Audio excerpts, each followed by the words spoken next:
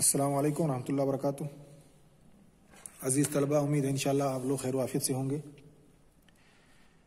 ये शशमाही इम्तिहान के बाद हमारा पहला दर्स है। उम्मीद है इंशाअल्लाह आप लोगों की छुट्टी भी खैर वाफियत से गुजरी होगी। अल्लाह ताला हम सब लोगों को खैर वाफियत से रखे और अपने हिफ्ज़ ईमान में रखे, हर तरह की परेशानियों और मुसीबतों से बचाए। तो इस दर्स में हम लोग ज्योमेट्री के बारे में पढ़ेंगे। अब ज्योमेट्री होता क्या है, इसे आपने पहले ही सुना होगा। जो मैथमेटिक्स की किताबें आप पढ़े हैं उसमें इस चीज़ को आपने सुना होगा। ज्योमेट्रिक होता क्या है?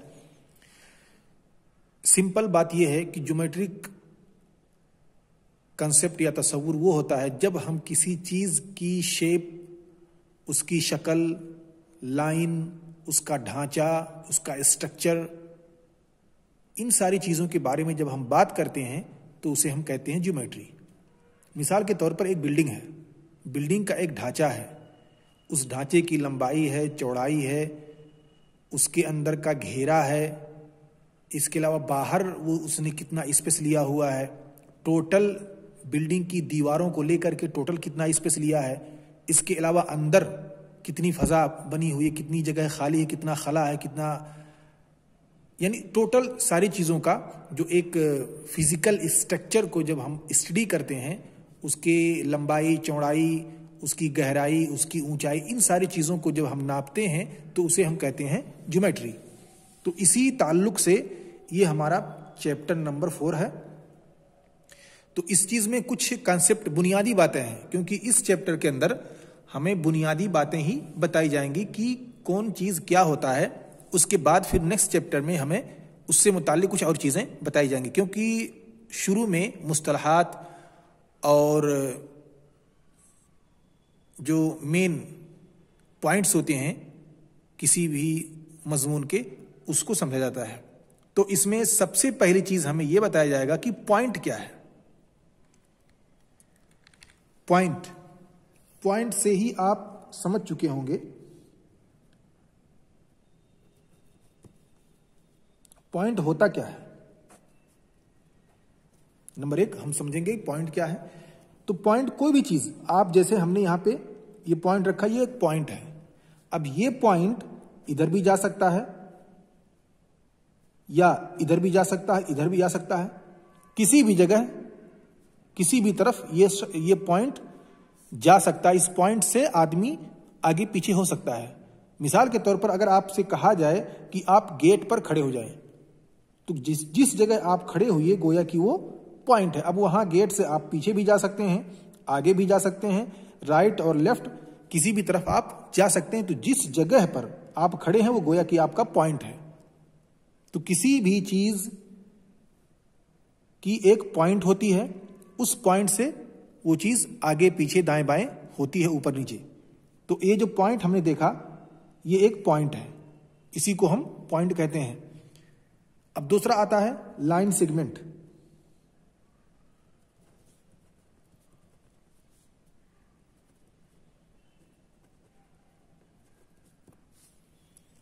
ये लाइन सेगमेंट होता क्या है?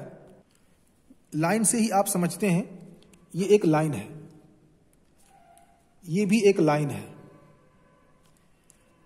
ये भी एक लाइन है, ये हमारे पास लाइन है। लेकिन सेगमेंट में होता यह है कि इसकी लंबाई फिक्स होती है, इसका लेंथ जो होता है वो फिक्स होता है, इसका पॉइंट होता है, 2 पॉइंट इसका फिक्स है, ये फिक्स है। अभी मान लीजिए इसको हमने 4 मीटर मान लिया, इसको 3 मीटर मान लिया, इसको 2 मीटर मान लिया, तो यहां से लेकर के यहां तक ये फिक्स है, 2 से ज्यादा नहीं हो सकता। इसको हम मान लेंगे ए पॉइंट, इसको मान लेंगे बी, इसको मान लिया हमने ए पॉइंट, इसको मान लिया बी, और इसको ए और इसको बी।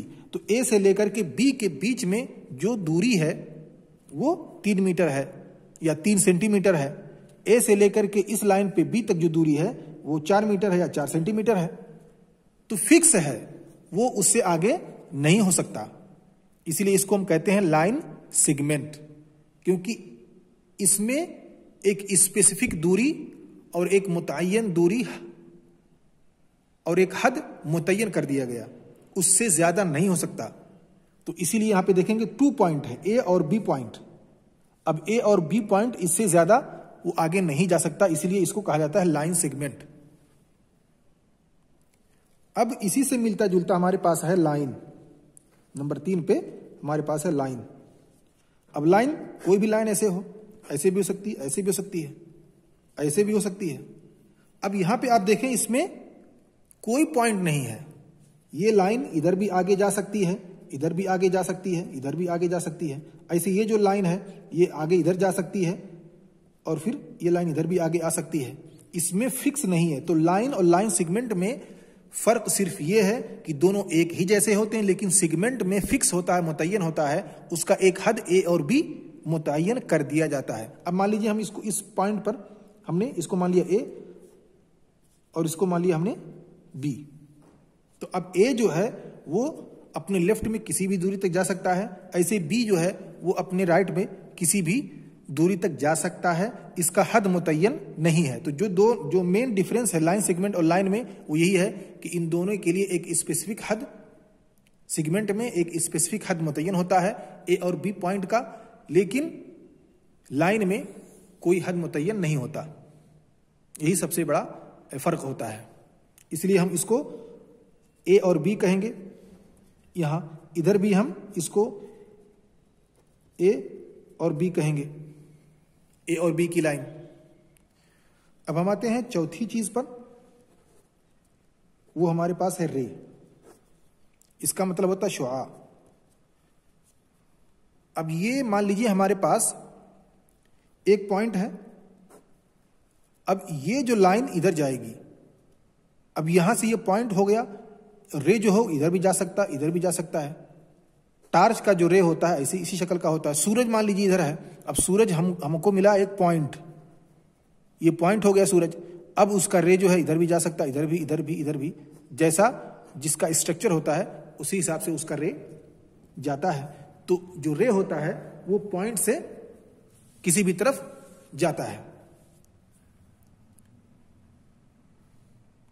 तो रे में इसका एक पॉइंट फिक्स होता है। जैसे यहां पे देखा आपने, इसका पॉइंट फिक्स है, यहां पर भी ये पॉइंट फिक्स है। अब मान लीजिए यहां पे पॉइंट है, अब ये रे हो गया हमारा, अब इधर आगे जा सकता है, इधर भी जा सकता है, इधर भी जा सकता है, इधर भी।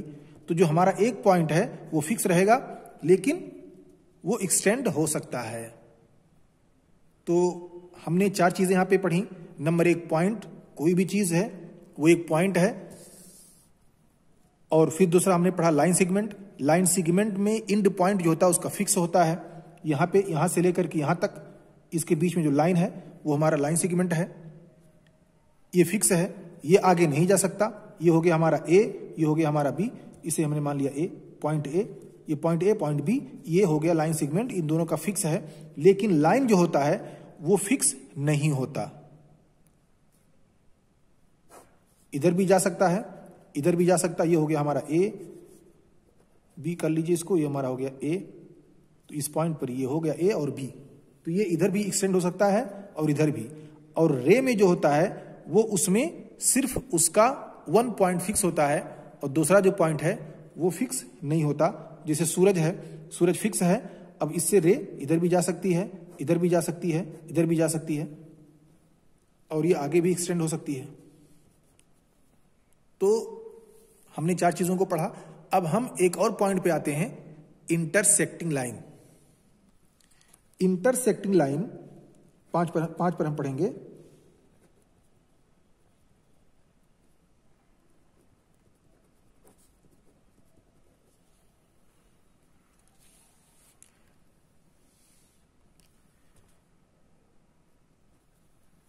Intersecting line. अब इंटरसेक्ट का मतलब होता है कट करना, तकातुर। जहां पे एक लाइन दूसरी लाइन को काट रही हो उसे हम कहते हैं इंटरसेक्ट।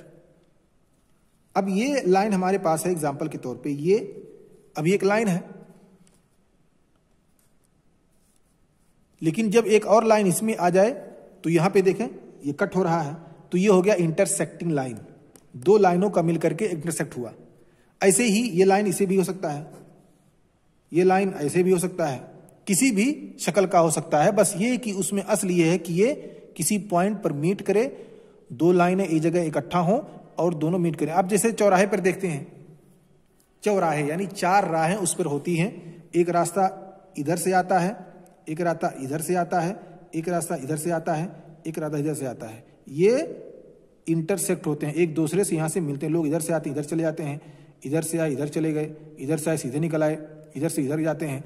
तो यानी चारों रास्ते एक दूसरे से मिल रहे होते हैं। तो यहीं पे एक लाइन ये हो गया, एक लाइन ये हो गया, और यहाँ पे हो गया इंटरसेक्ट। तो इसको इंटरसेक्ट लाइन कहते हैं, जहां पे 2 लाइनें एक साथ मिल जाती हैं। ऐसे ही अगर हमारे मिसाल के तौर पर हम ये मानते हैं एक लाइन ये है और दूसरी लाइन ये है, तो ये लाइन भी इसको काट सकती है, तो इसे भी हम इंटरसेक्ट बोल सकते हैं। ये लाइन भी आगे चल करके इसे काटेगी, तो इसे भी हम इंटरसेक्ट लाइन बोल सकते हैं। अब हमारे पास एक और लाइन है, इसे हम पढ़ेंगे, फिर उसके बाद इंशाल्लाह अगली चीजों को आगे की क्लास में पढ़ेंगे। पैरेलल लाइन कहते हैं उसे हम, PARALLEL, parallel line.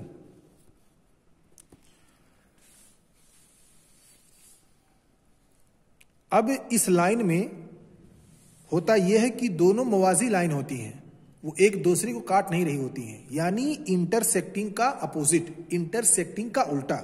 Intersecting line में होता यह था, इंटरसेक्टिंग लाइन में होता यह था कि वो एक लाइन दूसरी लाइन को काटती थी इस तरह से।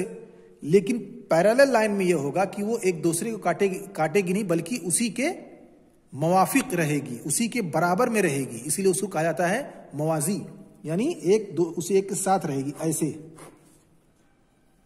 मिसाल के तौर पर रेल की पटरी, एक पटरी दूसरे पटरी की पैरेलल पटरी है। ऐसे ही 2 लोग अगर एक साथ चल रहे हों, एक यहां चल रहा हो और दूसरा यहां चल रहा हो, दोनों साथ चल रहे हों, तो ये भी पैरेलल है। ऐसे ही गाड़ी का चारों पहिया जो होता है, ये एक लाइन बना रहे होते हैं, तो जो लाइन पीछे बन रही होती है, जिसे हम कहते हैं लकीरें, या जो छाप छोड़ रही होती है पहिया गाड़ी का, वो भी एक पैरेलल लाइन बना रही होती है, तो इसे हम पैरेलल कहते हैं। ये एक दूसरे को काटते नहीं, ये लाइन इधर नहीं जा सकती, ये लाइन इधर नहीं आ सकती, ये दोनों साथ साथ ही रहेंगे, उसी बराबरी में चलते रहेंगे, इसीलिए हम इसको पैरेलल लाइन कहते हैं। तो मेन चीज जो पैरेलल लाइन में है वो ये कि इनका जो बीच में डिस्टेंस है वो बराबर रहे। अब अगर मिसाल के तौर पे कोई लाइन इस तरह से है और दूसरी लाइन ऐसे है, तो क्या पैरेलल हम इसको कह सकते हैं? नहीं, क्योंकि ये आगे चल करके ये लाइनें, मान लीजिए सीधे इधर चली गई और ये इधर सीधे जा रही है, तो आगे चल करके वो इंटरसेक्ट हो जाएंगे, तो ये लाइन इंटरसेक्ट लाइन हो रहेगी, पैरेलल लाइन नहीं हो सकती। ठीक है, तो ये बात हमें समझनी होगी कि वो लाइन का जो डिस्टेंस है पैरेलल लाइन में, वो हमेशा बराबर होना चाहिए, उसके बीच में जो दूरियां हैं वो हमेशा बराबर होनी चाहिए। अगर कहीं पर कोई लाइन इस तरह से है और दूसरी लाइन इस तरह से है, तो क्या हम इसे पैरेलल कह सकते हैं? हालांकि भी मिली नहीं है, लेकिन क्या ये पैरेलल है? नहीं, क्योंकि ये आगे इधर लाइन चली जाएगी और ये लाइन इधर जाएगी, तो यहाँ पे इंटरसेक्ट हो सकता है। ये इंटरसेक्ट लाइन है, पैरेलल लाइन नहीं है। तो इस चीज को हमें बार बार समझना होगा कि पैरेलल लाइन जो होता है वो उसका जो डिस्टेंस है दोनों लाइनों का हमेशा बराबर होता है, और एंड पॉइंट और बिगिनिंग और एंड दोनों हमेशा बराबर होते हैं। लेकिन इंटरसेक्ट लाइन में वो बराबर नहीं होते, बल्कि वो आगे चल करके मिलेंगे या पहले से ही मिले हुए होते हैं।